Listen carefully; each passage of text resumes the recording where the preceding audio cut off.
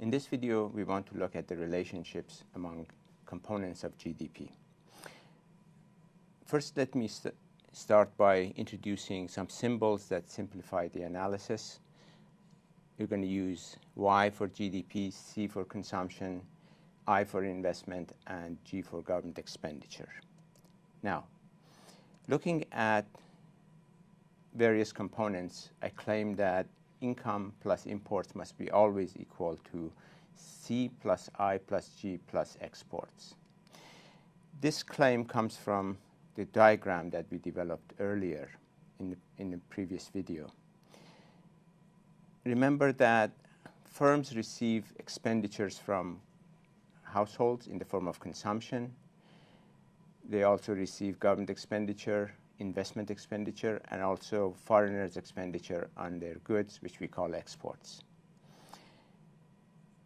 Firms produce goods and services in exchange for these expenditures and earn money. The money that they earn either goes to imports, we've seen before, or becomes some form of income, wages, rents, profits.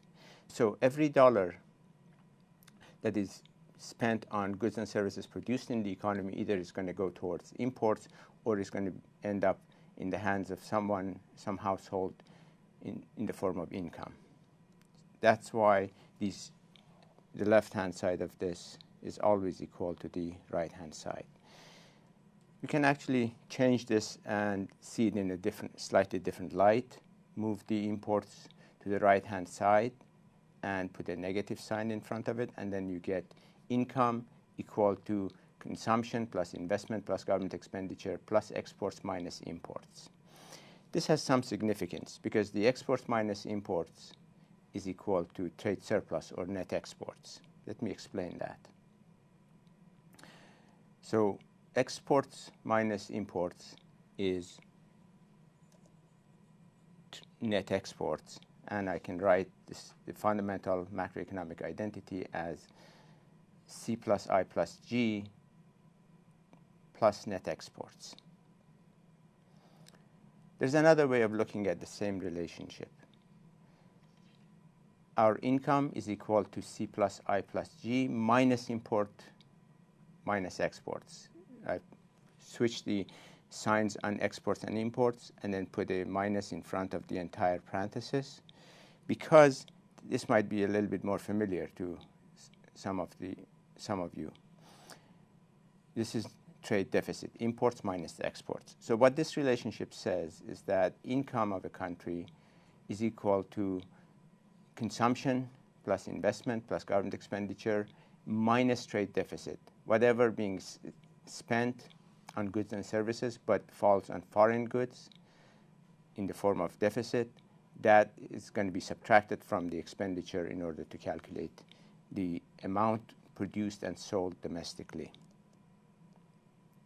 Let's apply this relationship to our model economy in order to see the relationships and use them for calculating GDP and the connections among various components. Let me remind you that income, Y, is always equal to C plus G plus I plus net exports. Now, let's apply this to this particular example from 2004. In 2004, per capita consumption in the United States was approximately $28,000. Government expenditure was $7,400. Investment was $6,600. Exports of the United States per capita was $4,000. Per capita imports were $6,000, and budget deficit was approximately $1,400. Having these pieces of information, I would like you to figure out what the income of households in the United States was per capita in 2004. Let me give you some clues. Was it 40,000, 42,000, 46,000, or 50,000? Take a moment to think about this and choose the best option. All right, let's get to the answer. The answer is actually 40,000. And why is that so? firms are receiving $28,000 from households, $7,400 from the government, $6,600 from investors. That adds up to $42,000. They're paying the rest of the world $6,000 while they're receiving $4,000. So there's a trade deficit of $2,000 per person. Subtracted from the $42,000, you get $40,000 as income per capita of the United States in 2004, approximately. We can also use the same diagram and the same method to figure out other connections among various components of GDP and various components in this model. For example, if I ask you what was taxes net of transfers in the United States in 2004, can you find out? Was it 4,000, 6,000, 8,000, or 12,000? Well, it's relatively easy to figure this out. The correct answer is, in fact, 6,000. Answer B. This is easy to find out. The government is spending $7,400 per person, and the budget deficit is $1,400. So it must be taking in 6,000 as net taxes in order to be able to pay for its expenditure, while the budget deficit is $1,400. We're going to next use the fundamental macroeconomic identity to examine the relationship between savings and investment, and also budget deficit, trade deficit, and private savings. In order to do this, let me first introduce a concept of foreign savings before we proceed. Trade deficit, in fact, is foreign savings.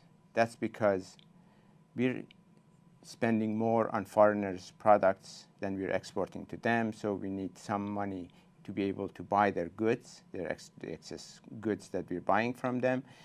And for that purpose, they need to lend to us. So somebody has to work in another country, transfer some of their income to us to enable us to buy their goods.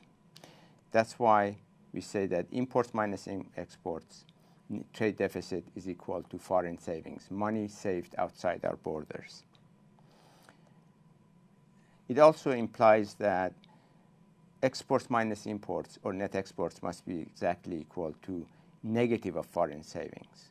In other words, if we want to have positive net exports, export more than we're importing, there has to be somebody outside our borders who's willing to borrow from us.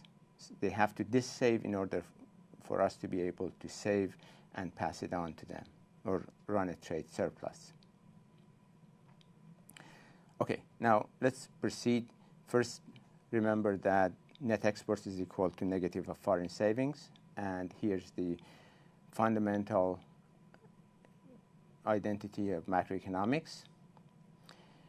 And now let's keep y on the left-hand side. What I want to do is to move some of the terms to the left-hand side in order to have the savings on the left-hand side and see what is left on the right-hand side.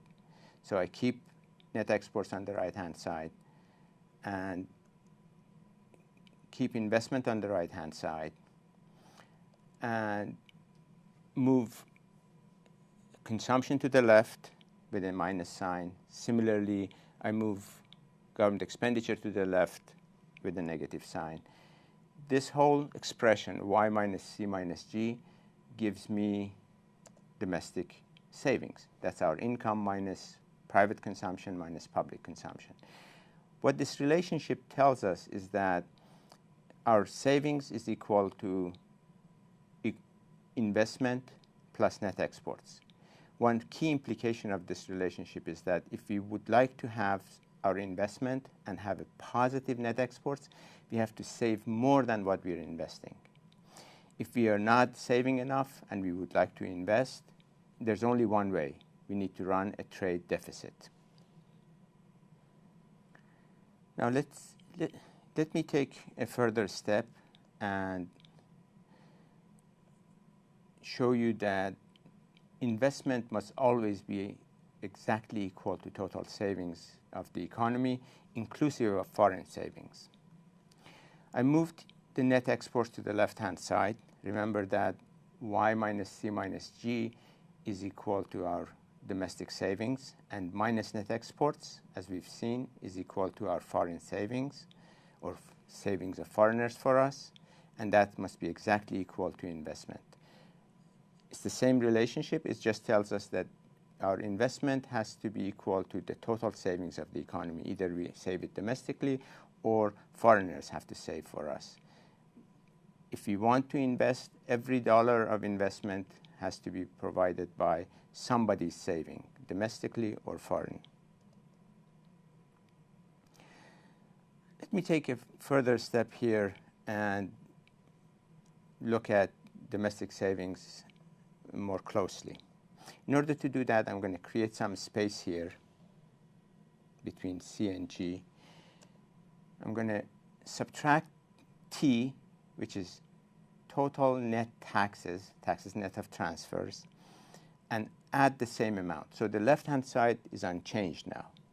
The reason I'm doing this is that I want to break up the two parts of domestic savings into private savings, which is the first part, and public savings, T minus G, taxes minus government expenditure.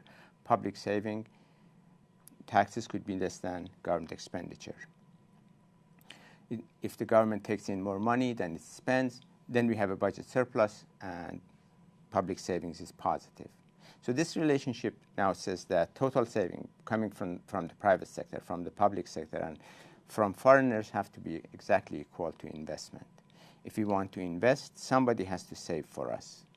And if our government is running a huge deficit and private sector is not willing to save, as is the case in the United States, we have to borrow from the rest of the world in order to be able to invest. Let's see this relationship in action.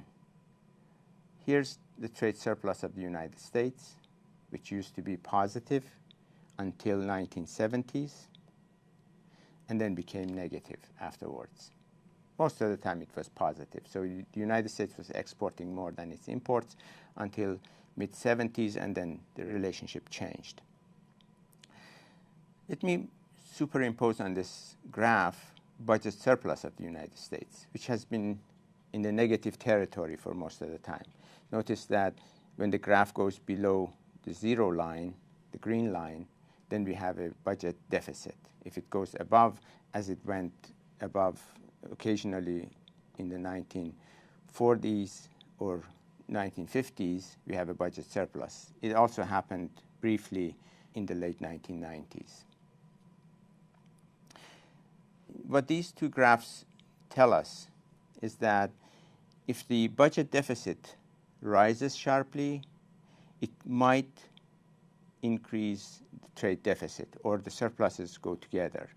For example, take a look at early 1980s. The government started running a huge budget deficit, and you can see that the trade deficit immediately increased. The surplus became increasingly negative.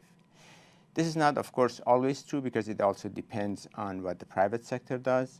For example, in the late 1990s, the private sector reduced its savings, and that led to an increase in the deficit, while the government reduced its deficit, so it started saving somewhat more or dissaving less, and eventually in the late 1990s it had positive savings, but the private sector continued to reduce its savings, and that was the main driver of trade deficit. And we remember from our previous discussion in earlier video that the reason private sector was dissaving was that asset prices were going up, the population was aging, and maybe some other factors led to a reduction in private savings, and as a result we ended up importing more and running a trade deficit in order to be able to continue to invest.